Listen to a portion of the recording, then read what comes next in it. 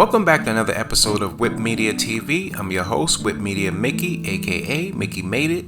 If you're new to the channel, you know what to do to the channel. Subscribe right now. Join the Vibe Tribe. Let's get this to 1,000 subs. And if you're feeling generous and want to leave me a tip for this hard work for my editing skills, the link will be down below. On today's episode, I cover the 6 hidden lessons you can learn from the Shawshank Redemption.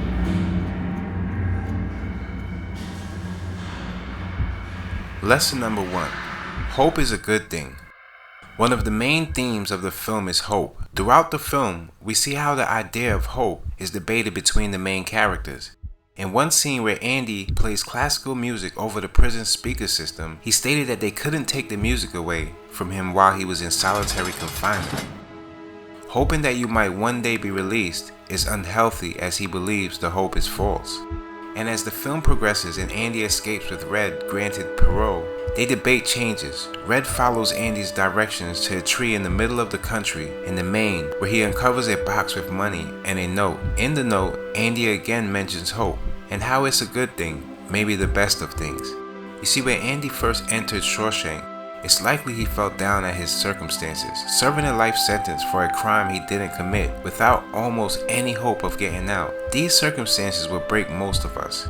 Yet when he realized that he could tunnel through the wall in his cell and out to freedom, his hope would have been rekindled. The parallel with our own lives is important to consider.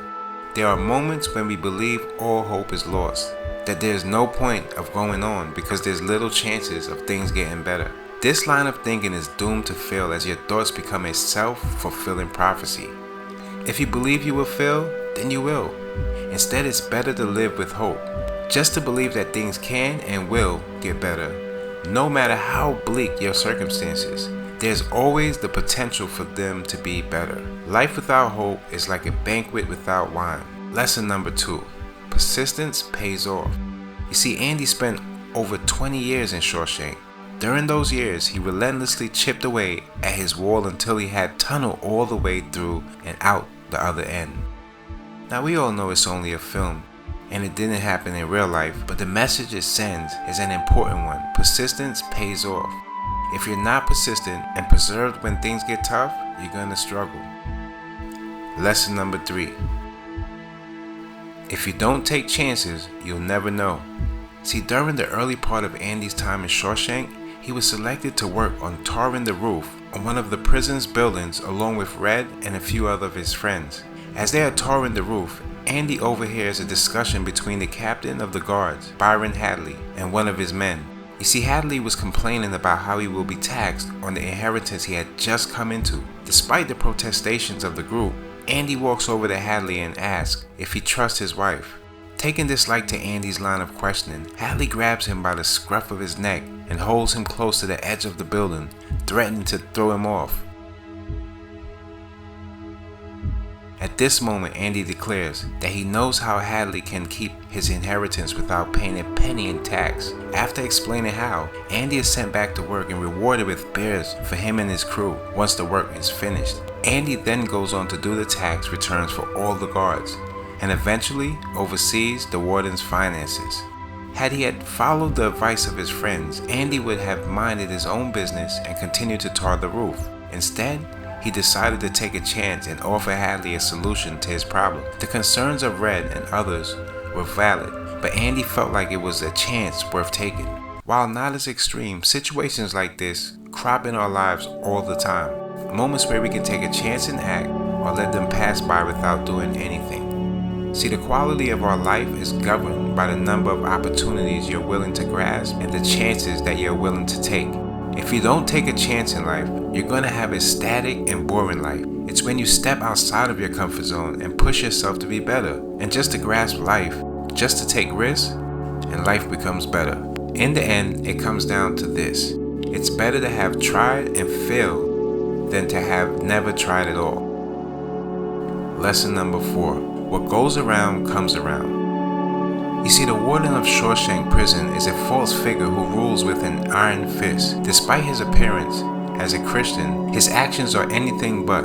He exploits prisoners as for-profit workforce and even goes as far as having one of the inmates shot when he states he has evidence of Andy innocent.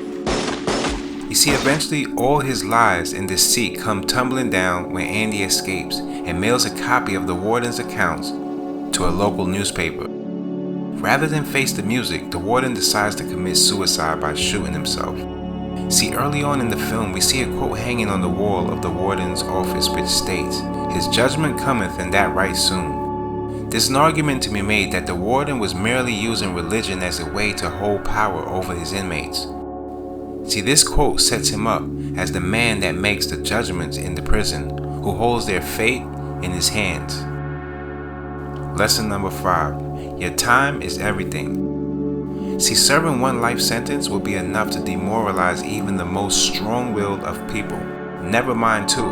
Despite this, Andy was willing to make the most of his time and dedicated to tunneling his way out of prison. See, this was not the only way he made the best use of his time. He turned the library from a ragtag collection of books into a functional unit where people could read and browse books. He also put his efforts into improving the fortunes of his fellow prisoners by helping them get their high school diplomas. In life, there's a live time or dead time. You can either spend your time wisely on projects and tasks that will improve your life. The choice is yours.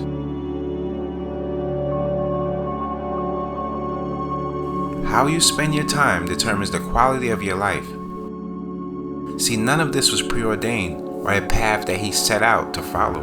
It was due to making the most of his time that he had available. All of us have the same 24 hours. Those who make an effort to make the most of their time, their giving will be the ones who have the best quality of life. To echo a phrase from the film, you either get busy living or get busy dying. Lesson number 6. Change is inevitable. An overlooked part of the film is the 3 times that Red finds himself before the parole hearing board.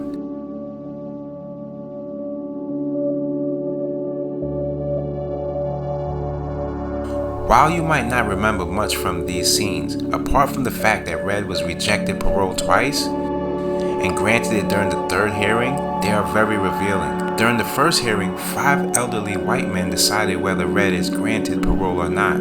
Given that it's 1947 at the time, this isn't too unusual. However, as the years progress, the board becomes more and more cosmopolitan. There isn't much change 10 years later in 1957, but in 1967, 2 years after the 1st hearing, things are much different. See, the lead office is a much younger man than the previous 2 encounters, and this time there's a woman at the table. This is a reflection of the changes in attitude in society. It's one of the details that makes Shawshank such a great film, but unless you're aware of it, it's easy to be overlooked. It's a subtle way of showing that time progresses, things change. Whether we like it or not, one of the cast iron guarantees of life is that change can and will happen. So there you have it, Vibe Tribe. The 6 hidden lessons you can learn from the Shawshank Redemption.